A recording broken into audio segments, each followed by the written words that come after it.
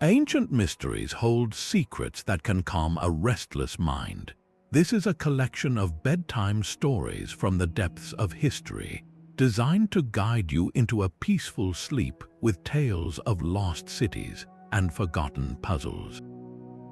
By the end, you will feel a profound sense of connection to the past, your thoughts quieted by the gentle rhythm of these age-old enigmas. We will wander through a sunken world and decipher a book written in an unknown language. What forgotten story do you hope to dream of tonight? The story of Atlantis begins with the ancient philosopher Plato, who described a powerful and advanced island nation that existed 9,000 years before his own time. He wrote of a paradise, a circular city of concentric rings, alternating between land and water. Its people were said to possess knowledge and technology far beyond their era, living in harmony with their environment. Grand temples shimmered with a metal called orichalcum, and the city was a hub of culture and engineering. But this utopia was not to last. According to Plato, in a single day and night of misfortune, the entire island was swallowed by the sea, vanishing beneath the waves forever. This sudden disappearance is the core of the mystery, leaving only a ghost of a story echoing through the ages. Some researchers believe Atlantis was a real place, perhaps inspired by the catastrophic volcanic eruption that devastated the Minoan civilization on the island of Thera. Others suggest locations as varied as the Azores in the Atlantic, the sunken Spartel Bank near the Strait of Gibraltar, or even the rich plains of Andalusia in Spain. Each theory is a thread trying to stitch the fabric of a lost world back together. Yet, for all the searching, Atlantis remains a beautiful enigma, a sunken kingdom sleeping silently on the ocean floor. Its legend invites us to wonder what other marvels of human history might be hidden just beneath the surface, waiting in the quiet dark. From the silent depths of the ocean, we surface into the quiet hush of a library where another mystery rests inside a plain cover. The Voynich manuscript is a book that defies understanding, a 240-page puzzle written entirely in a language no one on Earth can read. Its pages are filled with a flowing, unknown script, accompanied by illustrations of plants that have never grown, of women bathing in strange green pools, and of celestial charts mapping unfamiliar skies. This is not a story of a lost city, but of lost meaning, a code that has stubbornly resisted every attempt to break it for over a century. The manuscript first re-emerged into history in the early 1900s when a rare book dealer named Wilfred Voynich discovered it in a Jesuit library in Italy. He was captivated by its utter strangeness, and since that day it has passed through many hands, from booksellers to universities, each custodian hoping to be the one to finally hear its whispers. The very fact that it was so carefully created with such intricate and peculiar art suggests it holds a message its author deemed profoundly important. Yet the message remains locked away, a secret kept for centuries. Countless experts have tried to decipher its contents. World War II codebreakers who cracked complex military ciphers turned their skills to the manuscript and found themselves utterly defeated.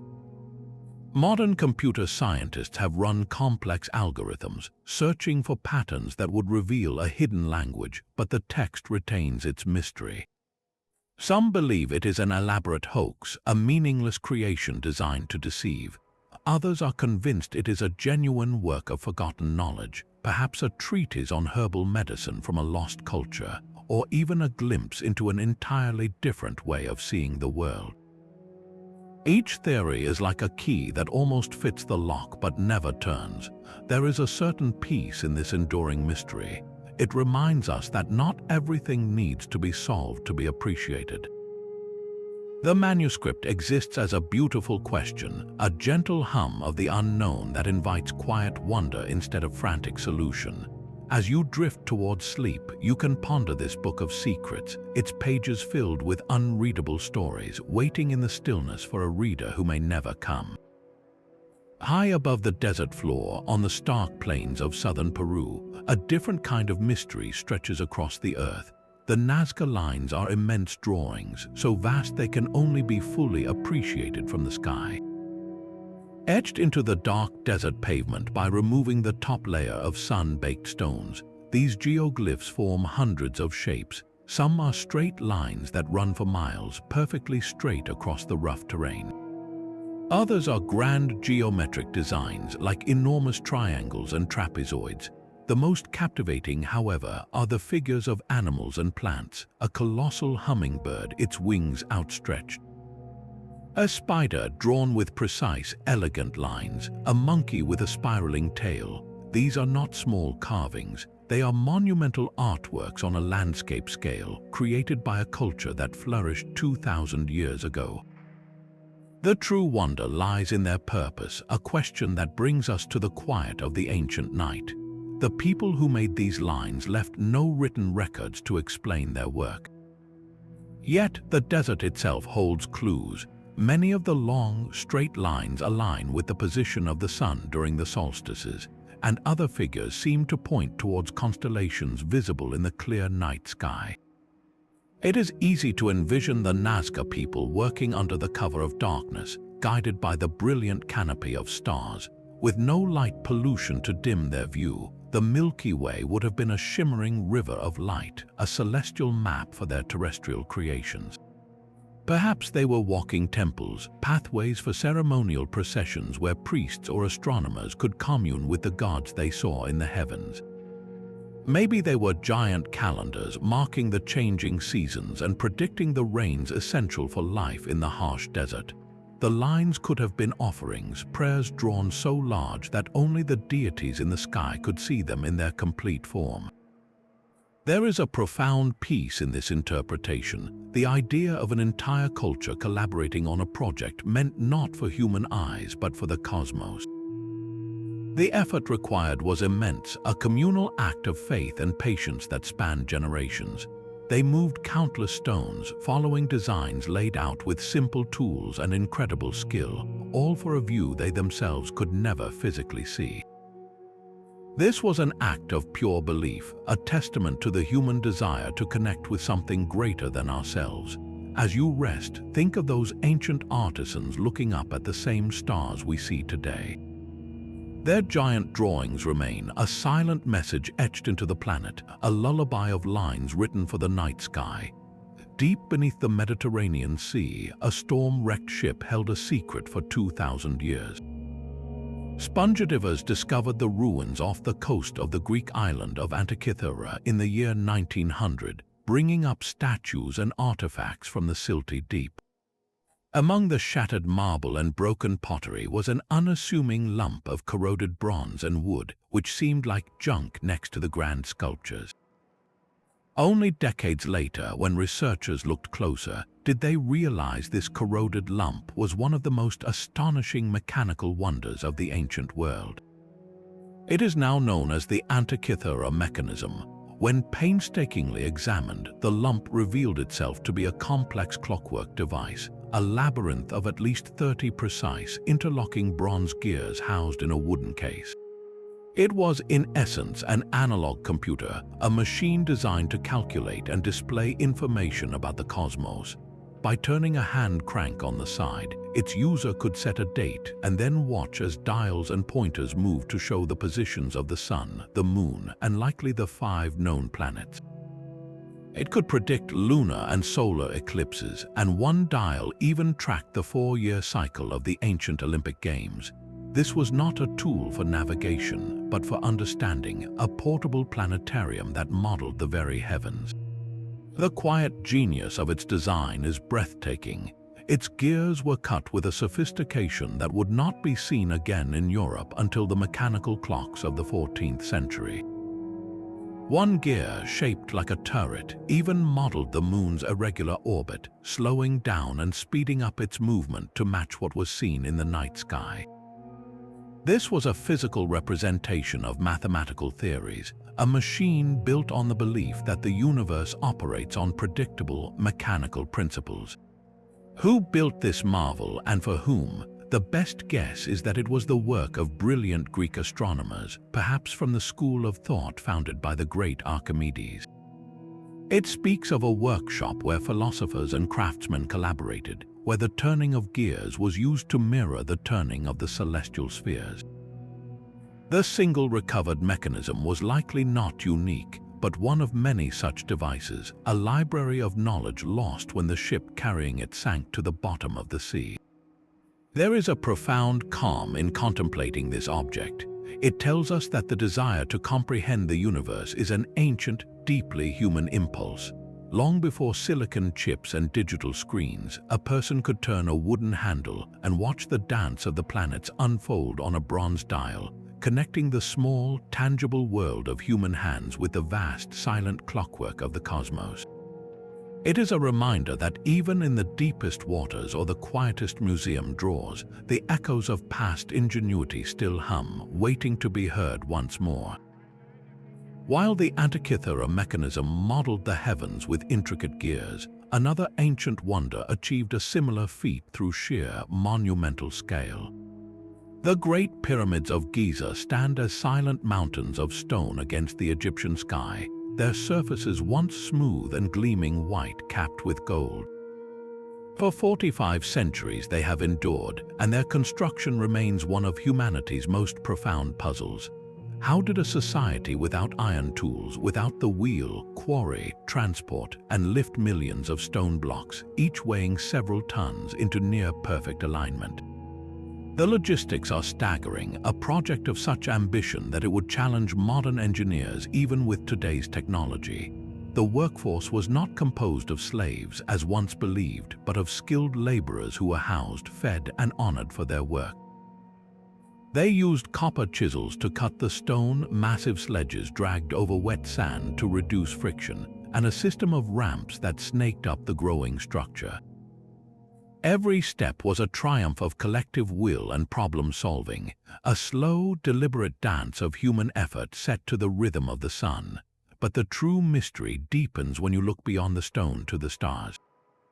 The Great Pyramid of Khufu is aligned to the cardinal directions with an accuracy of less than 1/15 of a degree.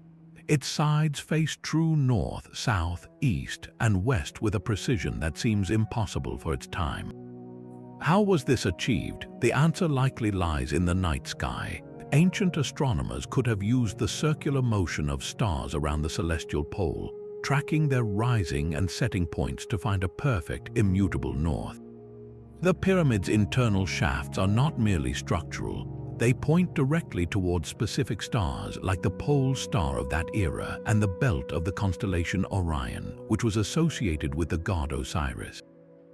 This was not just a tomb, it was a machine designed to launch the soul of the pharaoh directly into the cosmic realm.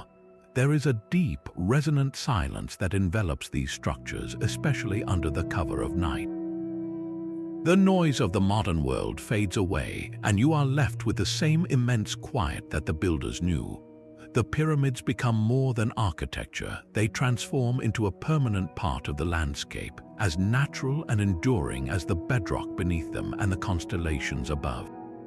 They are a bridge between the earth and the sky, a testament to a civilization that looked upward and saw not a void, but a home for eternity.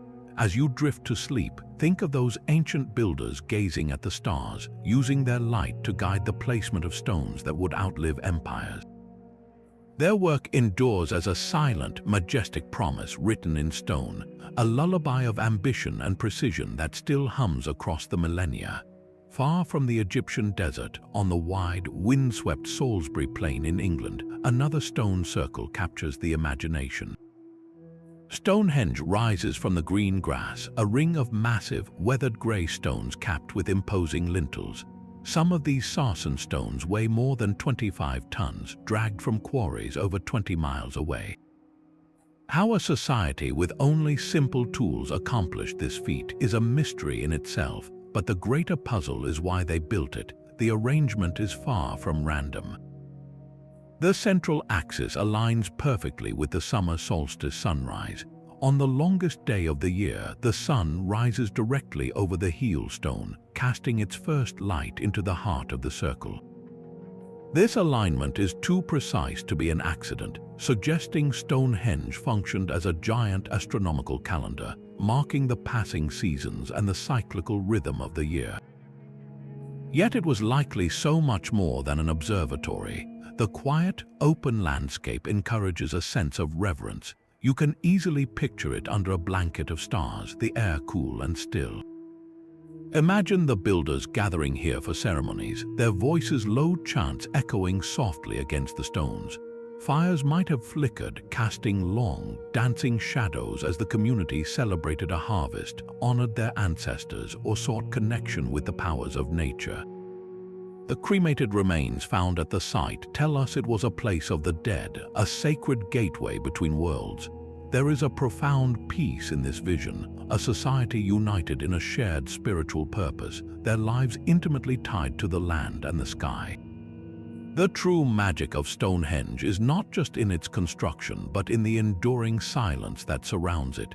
It does not demand answers, but instead invites quiet contemplation.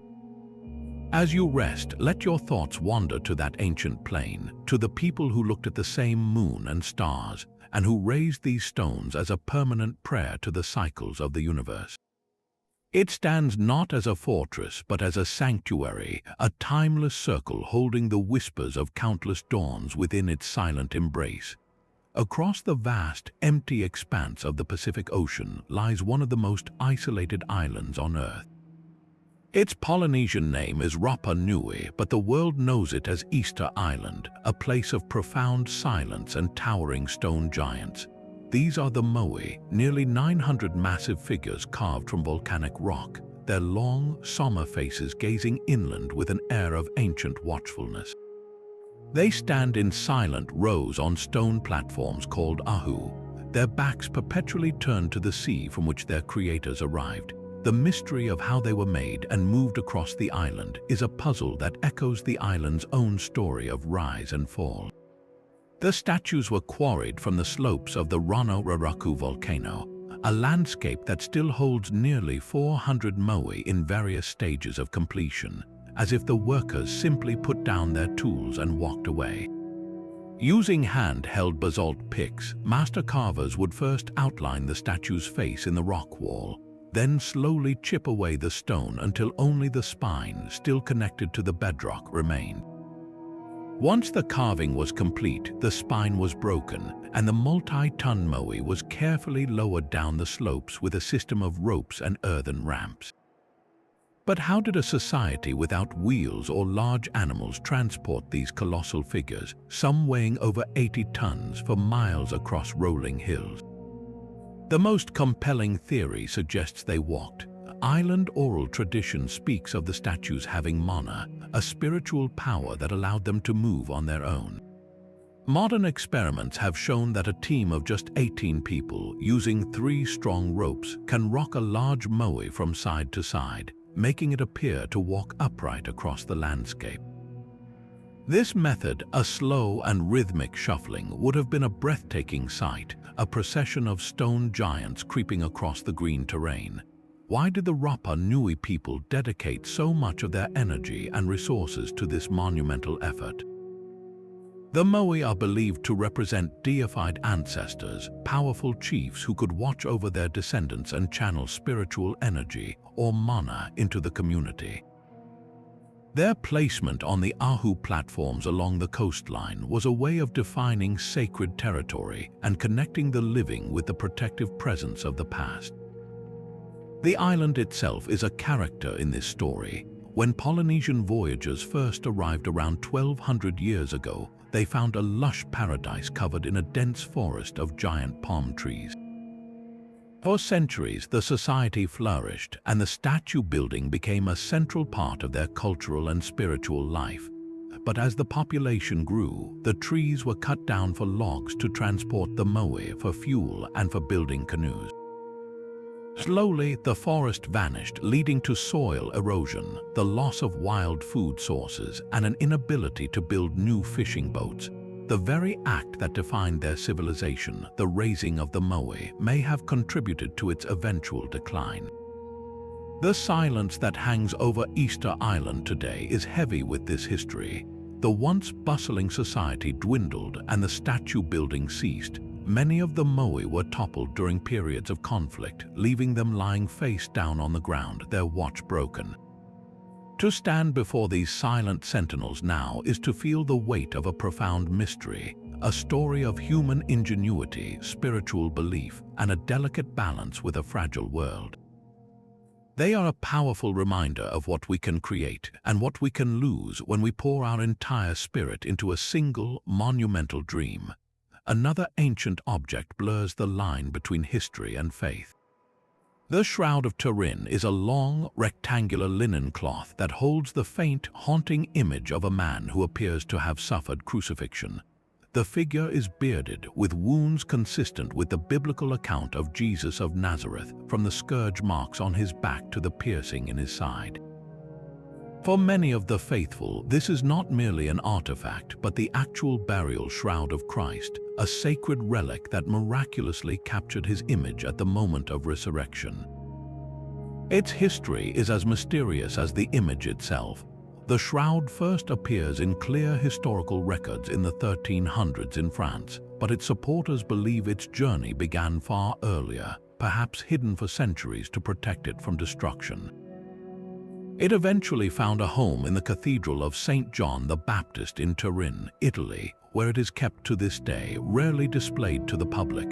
The quiet reverence that surrounds it is palpable, a testament to the deep emotions it inspires.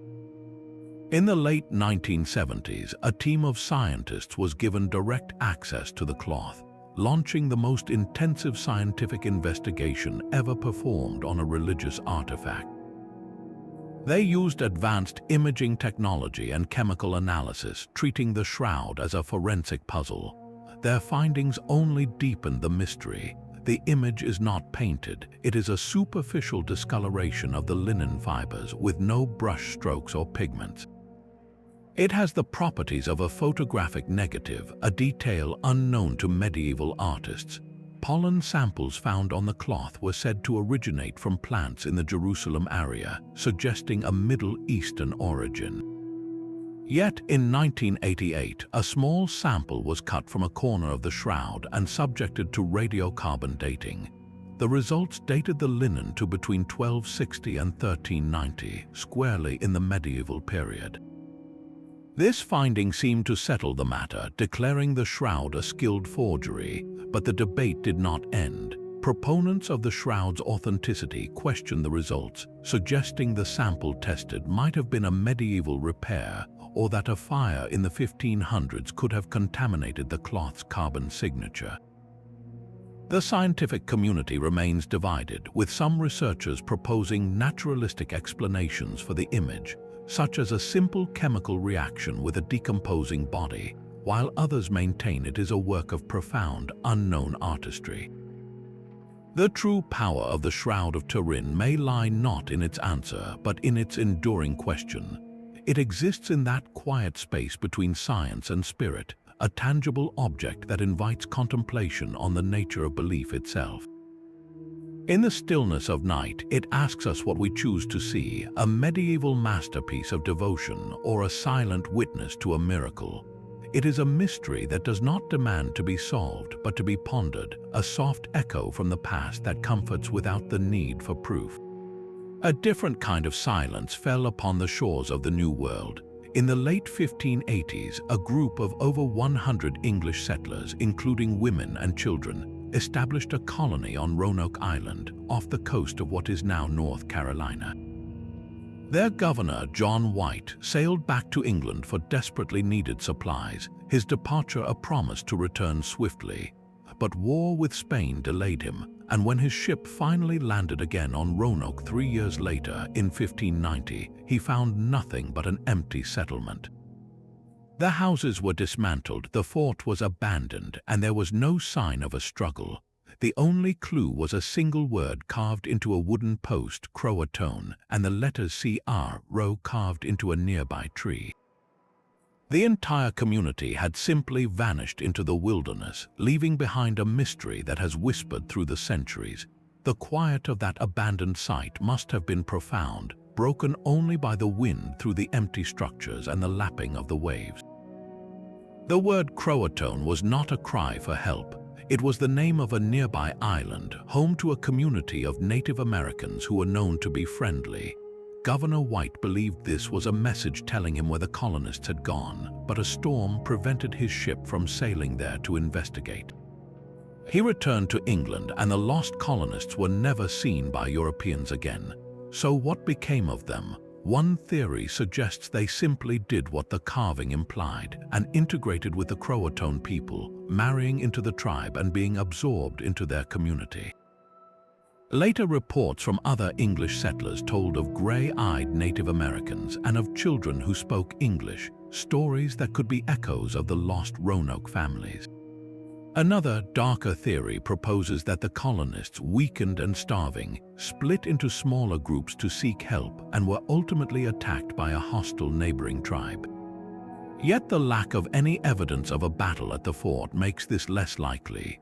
There is a third, more poignant possibility that they tried to sail back to England in small boats and were lost at sea, their fate swallowed by the same ocean that had brought them.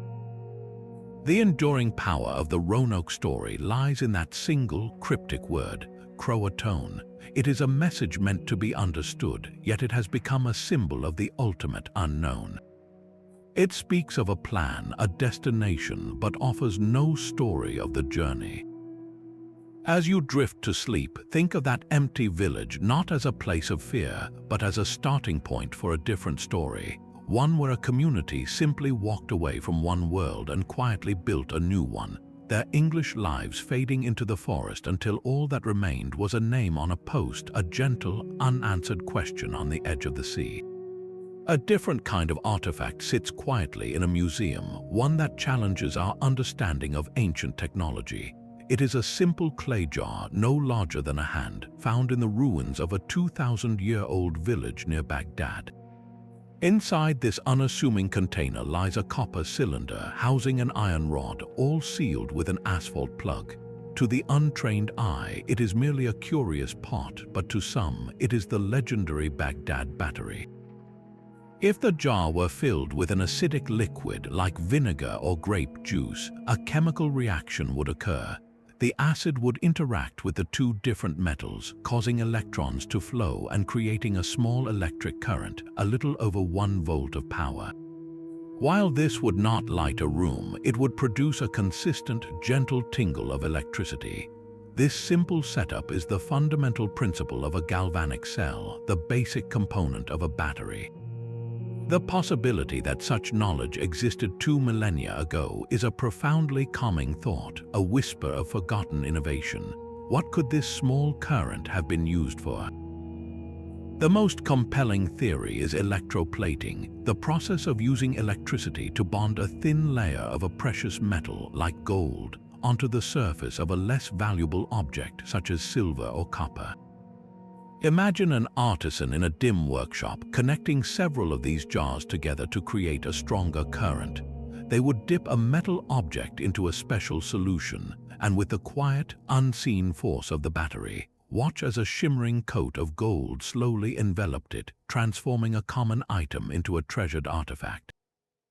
This was not magic, but an early application of a natural law, a secret of chemistry harnessed for beauty and value. There is no written record to confirm this use, and the theory is not without its skeptics. Perhaps the jars were simply used for storing sacred scrolls, the metal rods acting as protective cores. Yet the design is so perfectly suited for generating a current that the coincidence feels remarkable. The true power of the Baghdad battery lies not in proving its specific function, but in the quiet possibility it represents. It hints at a world where ancient experimentation was broader and more diverse than we can now document.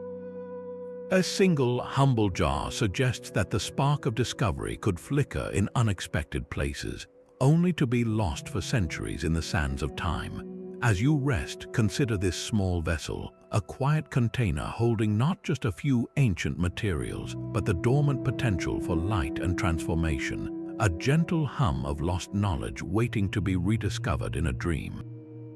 The vast, empty ocean holds a different kind of silence, one broken not by stone or code, but by the creaking of an abandoned ship. In December of 1872, the British merchant vessel de Gracia spotted another ship, the Mary Celeste, drifting aimlessly in the Atlantic.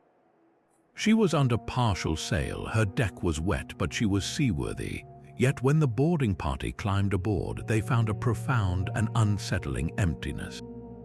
The ship was completely deserted. The crew of 10, along with the captain's wife and 2-year-old daughter, were gone without a trace. The last log entry was from 10 days prior, noting nothing out of the ordinary.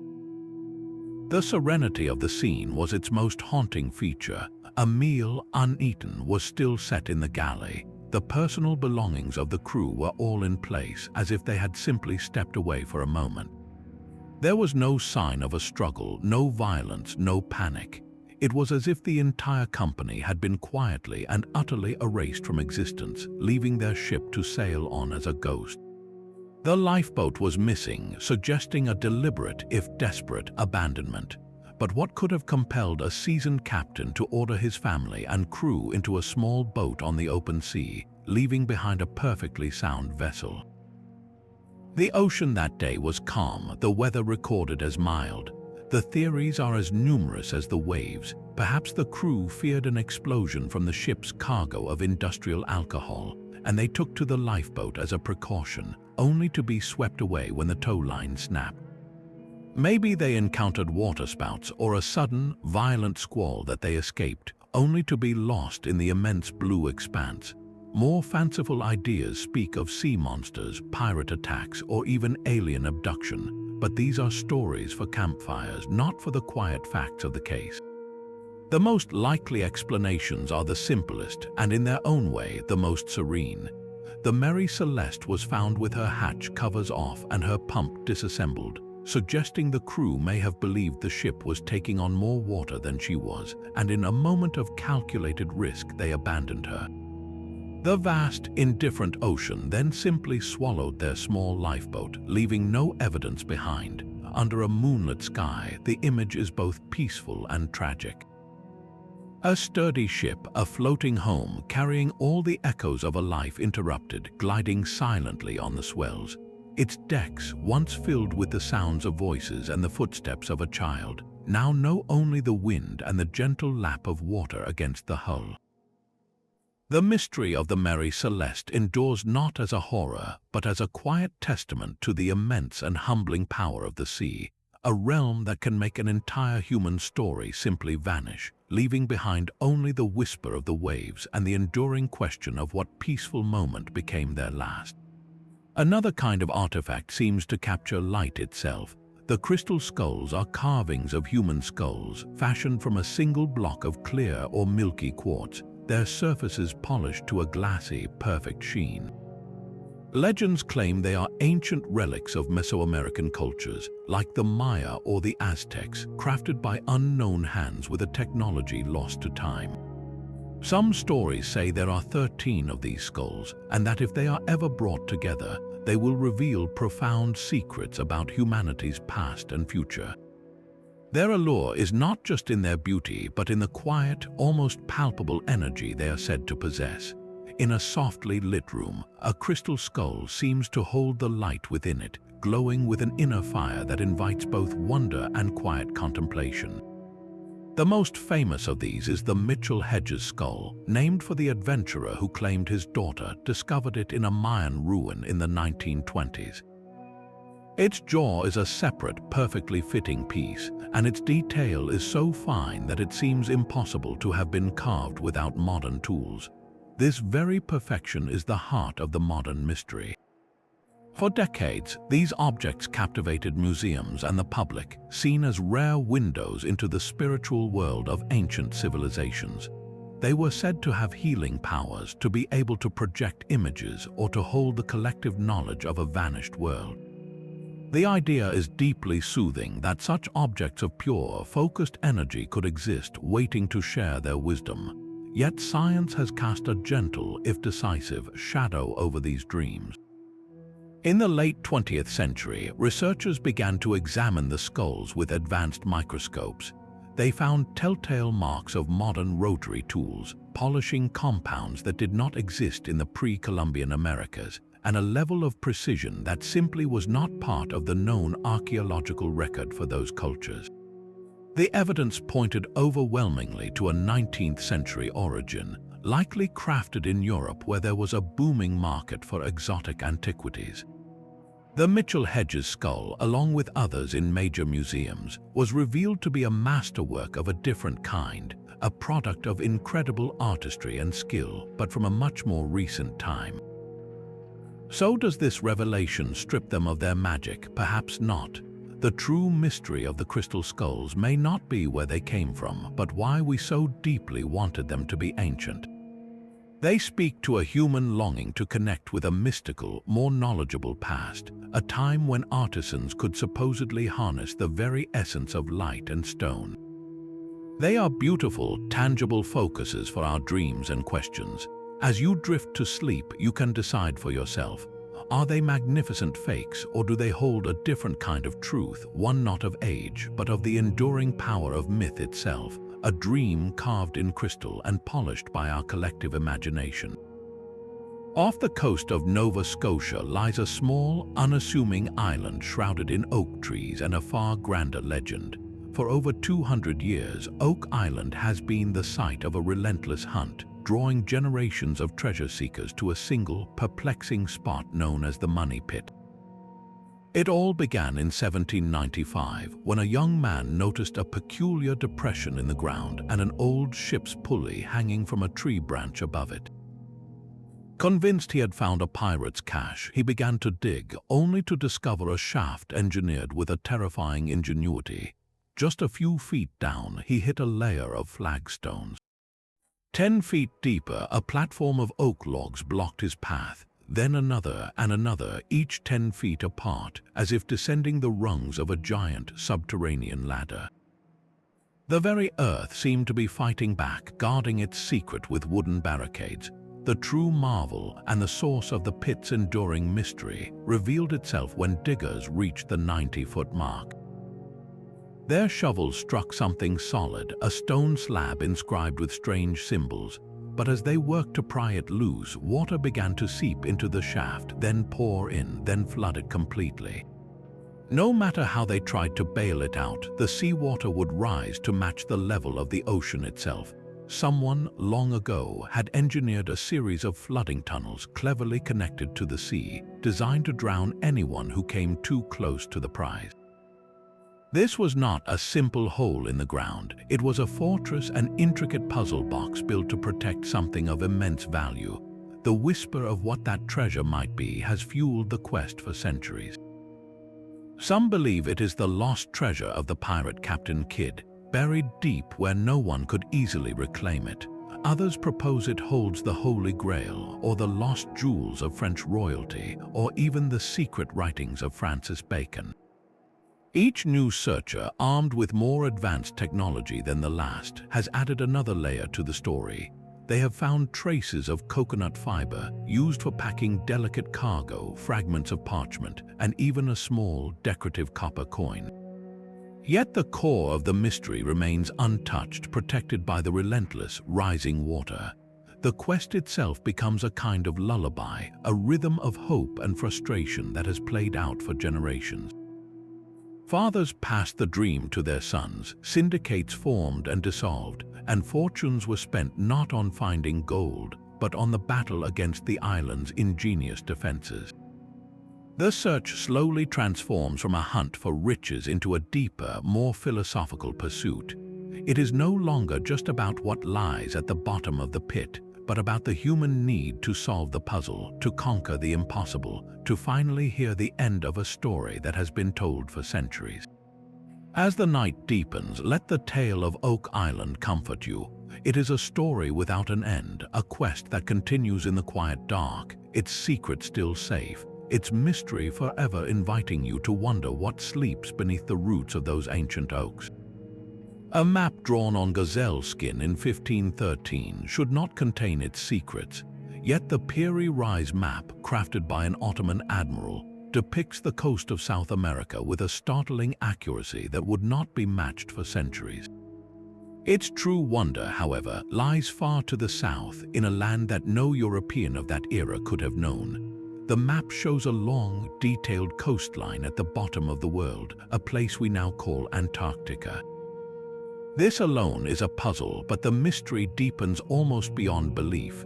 The map portrays this southern land not as it appears today, buried under miles of ice, but as it might have looked thousands of years ago, with rivers, mountains, and a coastline free from its frozen shell. How could a 16th century cartographer have mapped a continent that would not be officially discovered for another 300 years? And how could he have known its shape from an age long before recorded history? Admiral Peary Rise himself wrote notes on the map, explaining that he compiled it from many source charts, including some that he said dated back to the time of Alexander the Great. He spoke of maps drawn by explorers who came long before Columbus, hinting at a web of ancient sea knowledge that has since been lost to time. The most common explanation is not one of alien visitors or supernatural gifts, but of a chain of human discovery that was tragically broken. Perhaps ancient seafaring cultures, whose names are forgotten, explored the globe during a warm period when the Antarctic coast was visible. Their charts, copied and recopied over generations, may have found their way to the great library of Alexandria, only to be scattered when that repository of knowledge was destroyed. Fragments of those world maps could have survived, passed down through Byzantine or Arab scholars, eventually reaching the hands of a Turkish admiral who had the wisdom to piece them together. The map's accuracy is not perfect, of course. It is a compilation, a patchwork of known and unknown, and some of its features can be explained by coincidence or artistic license.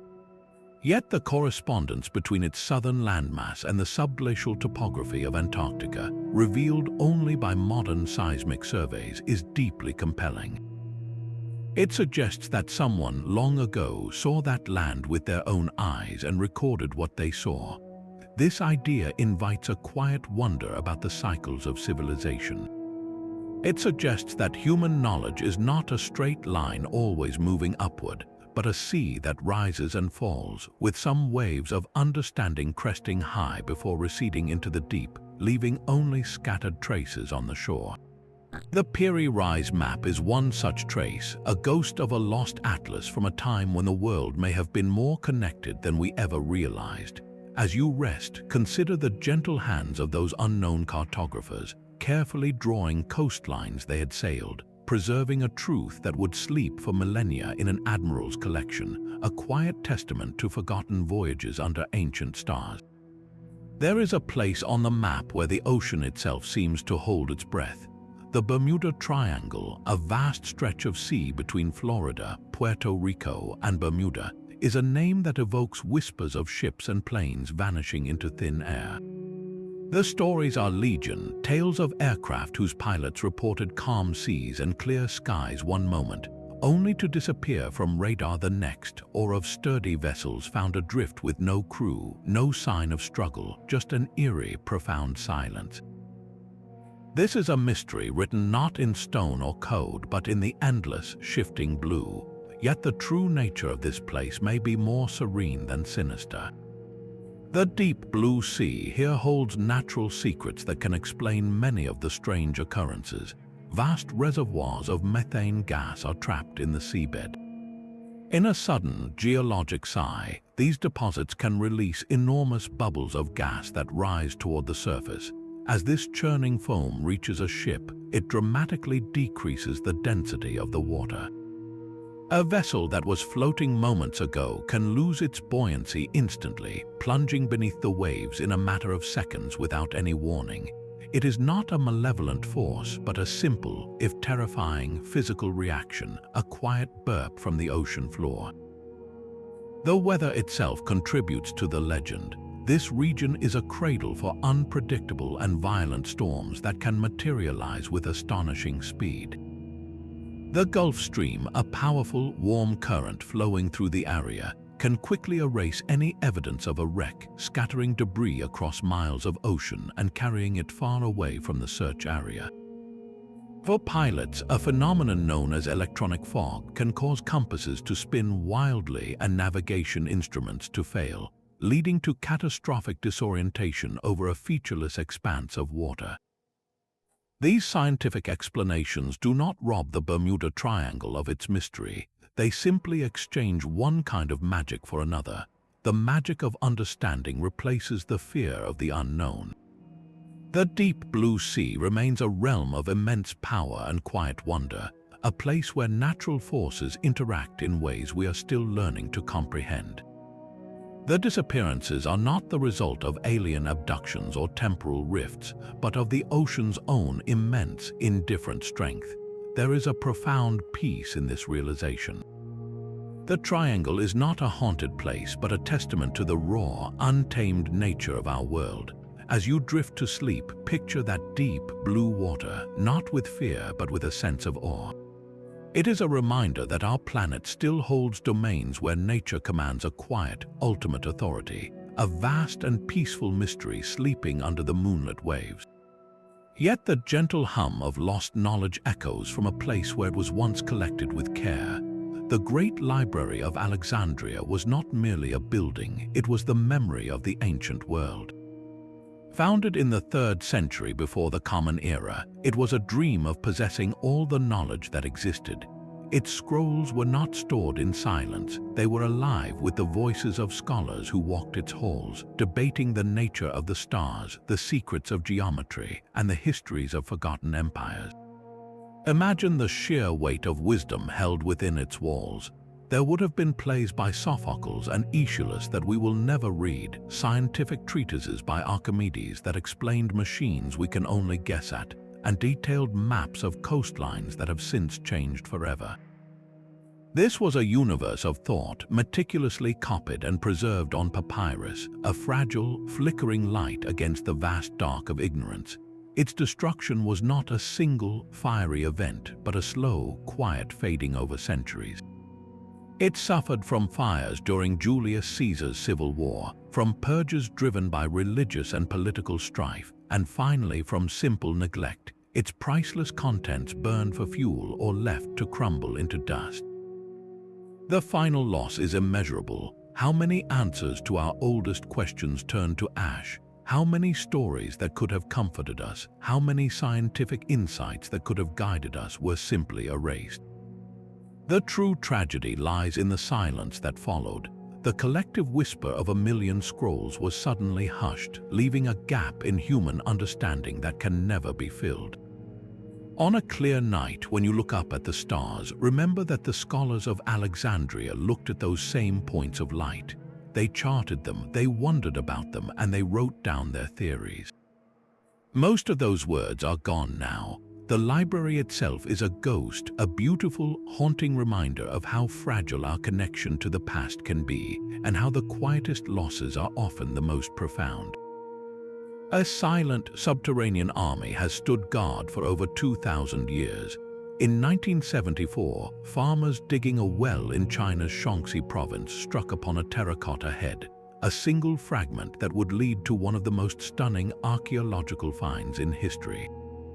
They had unearthed the edge of a vast pit containing thousands of life-sized clay soldiers, each one unique, standing in battle formation as if waiting for a command that never came. This was the eternal guard for Qin Shi Huang, the first emperor who unified China and obsessed over immortality. He could not take his living army into the next world, so he commissioned a clay one, a legion of astonishing individuality to protect his spirit for eternity. No two faces in this vast assembly are the same. Each soldier bears distinct features, from the arch of an eyebrow to the set of a jaw, some with serene expressions, others with determined grimaces. Their hairstyles are meticulously detailed, their armor rendered in carved clay, and they originally held real bronze weapons. They were artisans, potters, and sculptors on an industrial scale, working from a set of standard parts like legs, arms, and torsos, but then meticulously finishing each head by hand to create a unique human being from clay. This was not a mass production of identical dolls, but a recreation of a real, diverse army, a frozen moment of a nation's humanity. They stand in silent, orderly rows within 3 massive pits, facing east toward the conquered kingdoms, an eternal, peaceful watch in the dark earth. The sheer scale of the project is a quiet marvel, a testament to the will of one man and the collective skill of thousands. The emperor's own tomb mound, a grassy hill nearby, remains largely unexcavated. Ancient texts describe it as a miniature universe, with ceilings inlaid with pearls for stars and rivers of flowing mercury. The terracotta army we see is merely the outer garrison, the protectors of the perimeter, while the emperor himself rests in his palatial underground world, untouched and at peace. There is a profound tranquility in this arrangement. These soldiers are not poised for attack but for eternal vigilance. They have been standing in the dark, waiting through centuries of dynasties and revolutions, their silent watch uninterrupted. As you drift to sleep, you can think of them there, these thousands of individual faces, each one a story, a life captured in clay, maintaining a peaceful, unbroken guard over a dream of eternity, a lullaby in terracotta and silence. The same earth that guards China's terracotta army cradles another marvel far to the west. Mohenjo-Daro, the Mound of the Dead, was a city of stunning order and peace in the Indus Valley, flourishing over 4,000 years ago. Its wide, straight streets were laid out in a perfect grid, a pattern of calm rationality that speaks of a society governed by planning, not by palaces or grand temples. Walking through its ruins, you find no monumental statues of kings, no grand declarations of power carved in stone. Instead, you find the quiet genius of community. The houses, many 2 stories high, were built of uniform, baked bricks and featured indoor bathrooms. The real wonder, however, lies beneath the streets. A sophisticated network of covered drains ran throughout the city, channeling wastewater away from homes and into the river. This was a civilization that mastered water, not for glory but for cleanliness and health, a silent promise of well-being for every citizen. Imagine the gentle rhythm of daily life here, a craftsperson shaping delicate stone seals carved with animals and a script we still cannot read, a merchant weighing goods with carefully shaped stone cubes on a bronze scale. Children playing in courtyards while water flowed quietly through terracotta pipes beneath their feet. It was a society that seemed to value harmony and practicality above all else, a serene and functioning machine of human existence. And then it quietly faded away. By around 1900 BC, the city was largely abandoned. The mystery is not one of a violent end with evidence of invasion or burning, but of a slow departure. The most likely explanation is a slow environmental change. The lifeblood of the city was the Indus River, and its course may have shifted, turning fertile lands into salt pans. Perhaps prolonged droughts made agriculture impossible, or repeated catastrophic floods finally drove the people to gather their belongings and simply walk away to new beginnings. There is a profound stillness in this kind of ending. It suggests a people who adapted until they could no longer, then moved on with a quiet dignity, leaving their beautifully ordered city to the dust. Mohenjo-Daro stands as a testament to a different kind of human achievement, one not of conquest but of consensus, not of shouting power but of whispering efficiency. As you rest, think of this city of peace, its streets empty, its drains silent, its story a gentle reminder that some of the greatest mysteries are not about what was lost, but about how a society so advanced could live in such quiet harmony for so long. Standing guard on the Giza Plateau, the Great Sphinx presents a weathered face to the world.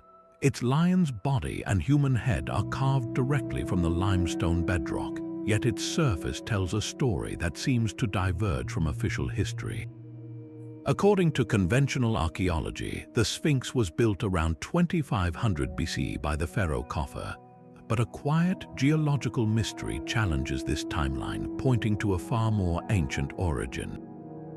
The theory rests on the patterns of erosion etched deeply into the Sphinx and the walls of the enclosure that surrounds it. These are not the sharp, vertical grooves typically caused by wind and sand, which are seen on other monuments from that period.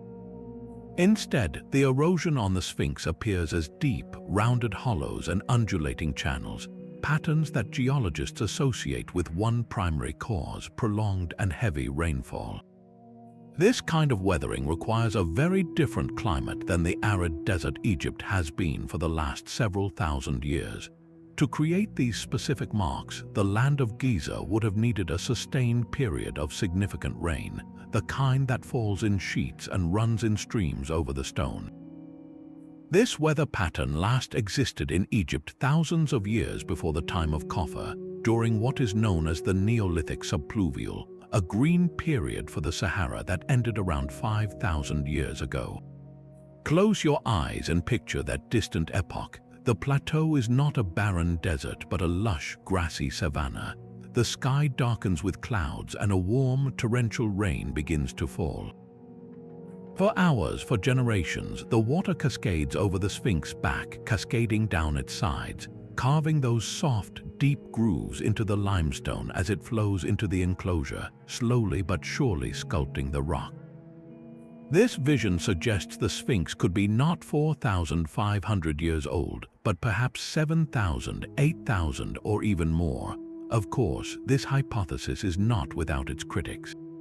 Mainstream Egyptologists point to a lack of associated cultural artifacts from such an early period and stand by the archaeological context that links the Sphinx to Khufu's pyramid complex.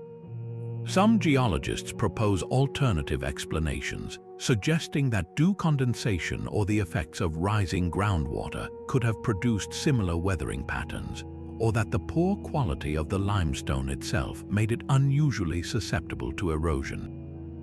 The debate is a gentle one, a slow conversation between disciplines, yet the possibility remains, a whisper from the stones themselves. The Sphinx does not speak, but its scars tell a tale of a different world, a time when the desert was green and the rain fell heavily on a statue that was already ancient. It invites us to wonder if our timeline of civilization is complete, or if there are quiet, forgotten chapters lying just beneath the surface, their stories written not in hieroglyphs but in the very shape of the rock. Its round clay surface is a silent chorus of spiraling symbols. The Phaistos disk, discovered in the warm earth of a Minoan palace on Crete, is a small, baked clay tablet from the 2nd millennium before the Common Era. Yet it holds a mystery as dense as any grand monument. On both of its faces, a sequence of 241 symbols is carefully stamped, spiraling inward from the edge to the center. There are human figures and birds, flowers and ships, a shield and a cat's head, each one a clean, repeated impression made by a seal. This is the very first known example of movable type printing, a technology that would not appear again for another 3,000 years.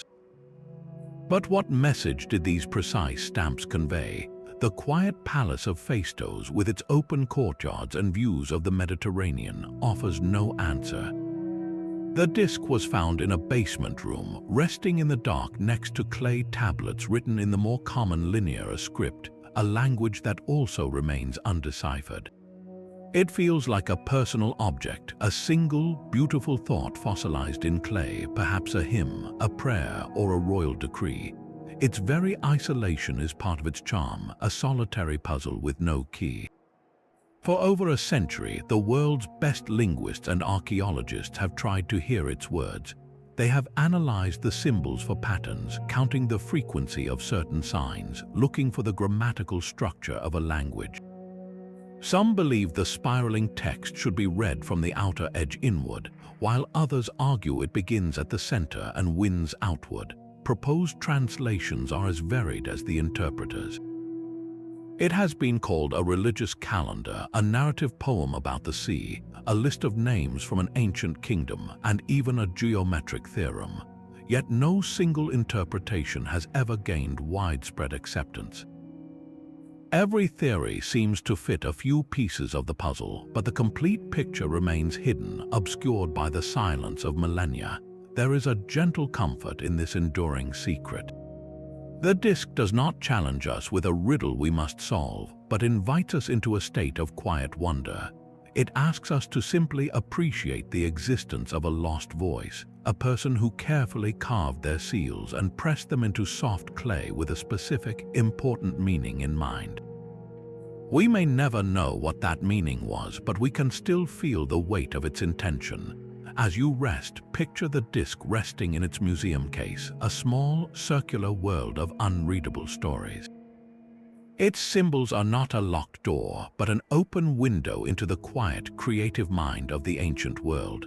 A reminder that some mysteries are meant not to be broken, but to be contemplated, a soothing hum of the unknown that can gently lull you to sleep. Thousands of weathered stones stand in silent rows along the coast of Brittany. The Karnak alignments are a forest of granite, over 3,000 monoliths stretching for miles across the French countryside.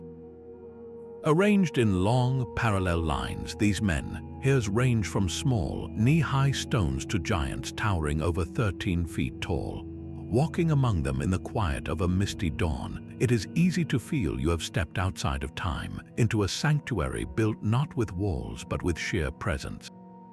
Who placed them here, and what profound need drove such a monumental effort? Unlike the grand pyramids or intricate mechanisms we have explored, the Karnak stones offer no inscriptions, no buried treasures, only their silent, imposing forms. This simplicity is the heart of their mystery, an open question etched into the landscape. One of the most compelling theories sees them as a colossal astronomical observatory. The long, straight rows of the Manek alignments point precisely to the rising sun at the summer solstice. Other stones seem to mark the extreme positions of the moon on the horizon, tracking its complex 18.6-year cycle. For an agrarian society, this was not abstract science, it was survival. Knowing when to plant and when to harvest was woven into the very fabric of their world, and these stones were their eternal calendar, a rock-solid guarantee against the uncertainty of the seasons. Picture the community gathering here in the pale pre-dawn, the air cool and thick with sea mist. As the first sliver of sun broke above the horizon, perfectly framed by the converging lines of stone, it would have been a moment of collective awe and reassurance. The world was in order, the cycle was continuing, and their sacred markers had once again proven true. Yet the stones likely held a deeper, more spiritual purpose. They may have marked a processional route for religious ceremonies, a path walked by generations to honor deities of the earth and sky. Some archaeologists suggest the smaller, later stones were funerary monuments, each one representing a soul added to a vast ancestral congregation. The entire site feels like a temple without a roof, where the sky itself is the ceiling and the rituals were the slow, patient movements of the celestial bodies. There is a profound tranquility in this thought that these stones were meant not to shout but to listen, to hold the silence and watch the heavens turn. The people who raised them moved these multi-ton blocks using only levers, ropes, and sheer numbers, a patient, generation-spanning project that connected them to their land and their cosmos. As you rest, let the image of these silent rows comfort you. They do not demand to be understood, only to be acknowledged as a testament to a quiet, persistent human need to find meaning in the stars and to mark our place in the vast, gentle turn of the world. Another lost world sleeps beneath the waves of the Indian Ocean, a continent of myth called Lemuria. Its story begins not with an ancient philosopher, but with a scientific puzzle from the 19th century. Biologists were baffled by the presence of very similar lemur fossils in both India and Madagascar, with no clear land bridge between them. To explain this, a few scientists proposed a lost continent that once connected the two lands, a sunken pathway they named Lemuria after the small, wide-eyed primates. This was a serious, if mistaken, geological theory, a placeholder for knowledge not yet gained. We now understand plate tectonics, the slow, grand dance of continents that moved India away from Africa and Madagascar, making the land bridge unnecessary. Yet the idea of Lemuria refused to sink. It was embraced by mystics and spiritualists who transformed it from a scientific hypothesis into a paradise lost. They envisioned it as a vast, lush continent, the home of a gentle, spiritually advanced race, a utopia that met its end in a cataclysm of fire and water. Picture its imagined shores not with the hard edges of history, but with the soft focus of a dream. Warm, gentle rains would have nourished forests of strange, fragrant trees. Crystal-clear rivers meandered through valleys teeming with life, all under a sun that shone on a civilization living in perfect harmony with nature. There were no wars, only wisdom, a golden age whispered on the wind. This vision, though born from fancy, touches a deep and universal chord, the longing for a peaceful, perfect world that was taken from us. The true power of Lemuria lies in this quiet yearning. It is a story we tell ourselves about a time when the earth was whole and humanity was pure, a soothing lullaby of a world without conflict. While science has moved on, the dream remains, a ghost continent that lives on in our collective imagination, a peaceful, sunken garden inviting us to wonder what other peaceful realms might be hidden just beneath the surface of our memory, waiting in the silent dark. The silence of a sealed tomb holds more than just artifacts. It cradles ancient stories of protection. Legends speak of a pharaoh's curse, a whispered warning meant to guard the sanctity of the royal dead from any who would violate their eternal rest. The most famous of these tales is woven around the boy king Tutankhamun. When his tomb was unsealed in 1922 by Howard Carter and Lord Carnarvon, the world was captivated by the glittering treasures within. Yet, soon after, a narrative of misfortune began to take shape. Lord Carnarvon died from an infected mosquito bite mere months after entering the burial chamber, and at the precise moment of his death, the lights in Cairo reportedly flickered and went out. His dog, back in England, was said to have howled and dropped dead at that same hour. In the years that followed, several others connected to the expedition met with untimely ends, fueling the belief in a malevolent force unleashed from the tomb. Newspapers eagerly chronicled each new tragedy, spinning a web of supernatural vengeance that captured the public imagination. Yet the truth behind these events is far more serene and far less sinister. The so-called curse was likely a combination of coincidence and the power of suggestion. Lord Carnarvon was already in poor health before he ever entered the tomb. Many of the key figures, including Howard Carter himself, lived long and productive lives. Modern science offers another gentle explanation. The sealed chambers, untouched for millennia, could have harbored ancient bacteria or mold spores, perhaps lingering in the food offerings or the resins used in mummification. Inhaling these could have caused a severe lung infection, a natural explanation for an illness that might have seemed supernatural at the time. These stories of curses are ultimately not about fear, but about respect. They are a cultural echo of the ancient Egyptian belief in the importance of a peaceful afterlife, a final plea from the past to be left in quiet slumber.